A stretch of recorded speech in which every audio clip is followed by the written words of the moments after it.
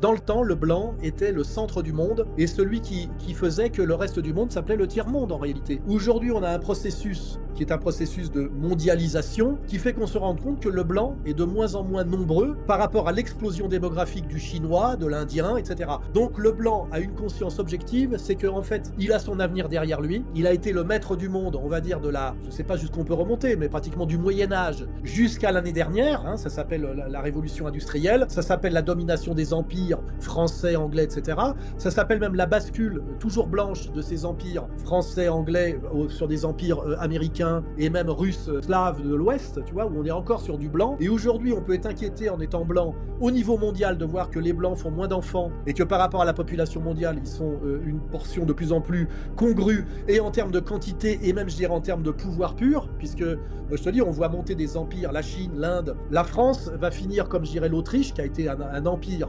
central austro-hongrois qui pesait très très lourd dans le monde à l'époque où le monde c'était en fait l'Europe occidentale. Je rappelle que la France était la Chine du XVIIIe siècle et que donc réellement on peut sentir que nous avons notre histoire dans le dos, c'est-à-dire que l'histoire n'est plus l'histoire de la domination blanche et même l'histoire des blancs. Nous sommes comme une vieille famille d'aristocrates, tu sais,